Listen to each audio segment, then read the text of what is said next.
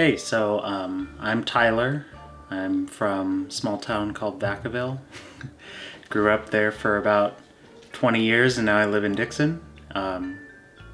I study film at Solano Community College, Sacramento State, and now Los Angeles Film School.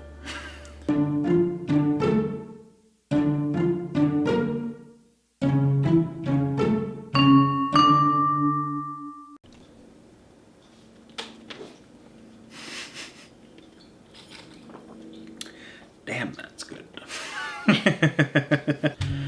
I was always this super quiet, introspective child. My mom always used to say, and my nan always used to say, you have these wide eyes, big old blue eyes that would just wander around and observe everything because you wanted to take everything in.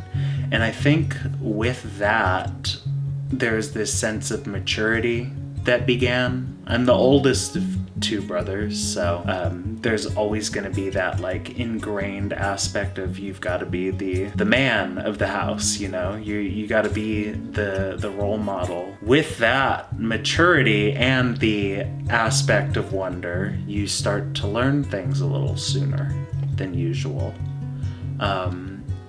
When I found out that I was gay, I didn't know what it meant, and I don't think most kids know what that means. We aren't taught it in schools. Well, at least we weren't. The world's changing now, hopefully. Once you become socialized, you start to realize how you fit in society. And kids start to realize that when they're young. I was very fortunate enough to have started to realize where I fit and where my place was.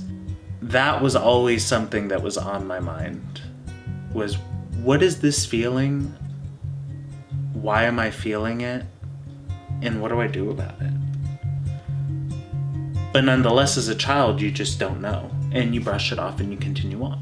Continue exploring. You'd always hear kids say it like, that's gay, that's gay. Oh, you're being gay. What does that mean? Then you finally figure out what it is. And it was when Barack Obama was elected president, actually. I think I was about 6th grade, 5th or 6th grade. There was this huge discussion about gay marriage. There's Proposition 8 in California. And I remember asking my Nana about it, because I always looked up to her political leanings. I thought she always knew what she was talking about with that kind of stuff.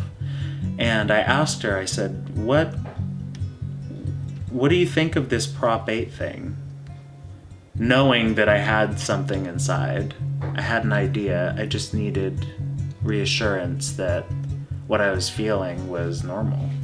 And she says, I've heard about it. I wouldn't support it. And I was like, okay, wow. So this is probably something I should not be feeling. So what do? You go to research it, which is the second half of my childhood life. Then you turn 13, 14, you're starting to get into your teens, the hormones start raging, and pardon me if this is too explicit, but you start to delve into the sexual parts of things because you're exploring that. And with internet access at that age, you start to watch some things, and it sort of starts to reaffirm this idea that's still sitting in the back of your head, like, I shouldn't be doing this, but I'm going to keep doing this because I feel good. It makes me feel good. My mom began to start asking questions. They always knew, because I was different. I used to, I was a little drag queen in my younger days, my toddler days. I used to cross-dress I would grab my Nana's high heels and her nightgowns and wear them around the house. I would swap clothes with my cousin, my female cousin. We'd play dress-up because I wanted to secretly, like, wear those clothes and explore my imaginative side. But they they never questioned it. They knew something was up, but they never let that get in the center of me pursuing that creative side, which I'm always thankful for. My Nana thought it was fun, but my father didn't like that. It became a hindrance to my exploration, my continued exploration, because if I wasn't getting that, then I was doing something wrong. And if I was feeling these things, then I'm obviously doing something way wrong, because that's not what men do. Men like girls. And if you don't do anything, if you cross your legs, if you move your hands a lot, if you have long hair, if you like certain things that aren't sports or fast cars or explosions, then you are not masculine. And that was something I combated with the entire time I was trying to come out.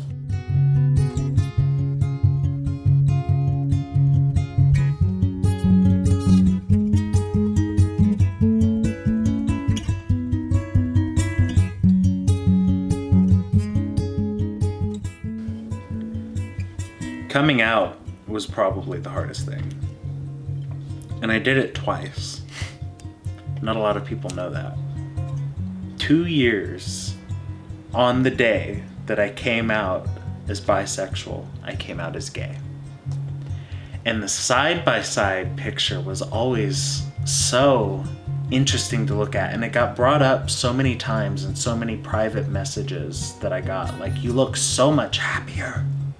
Like, and amidst that happiness, I was so terrified still. That fear and that dread still carried through.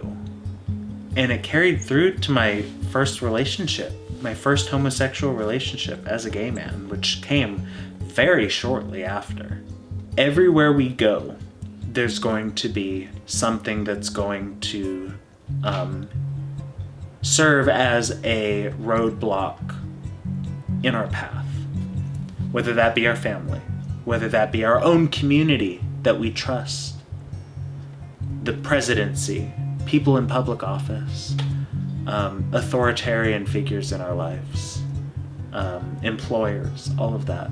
Stick to your guns. In the beginning parts of your journey, it's going to be hard, but after my long, extended work around the circle that I am making, make sure that you are well provided for on your basic needs so that you can nourish that beautiful aspect of your life that you need to express to the world. And don't be ashamed of it either. Go to pride festivals, go to gay clubs, go experience things, watch gay movies, research gay actors, go do all of that stuff. Enjoy. Go to drag shows. Drag shows are fucking fun. Do not forget that there's always a roadblock and we need to stick to our guns and be ready to be outspoken when necessary. That's my biggest piece of advice to you youngsters. And affirmed that this is okay and being happy is okay as a gay person, you know, so. I mean, there's obviously trauma that ensues from that. We don't have the easiest life. We don't choose this life.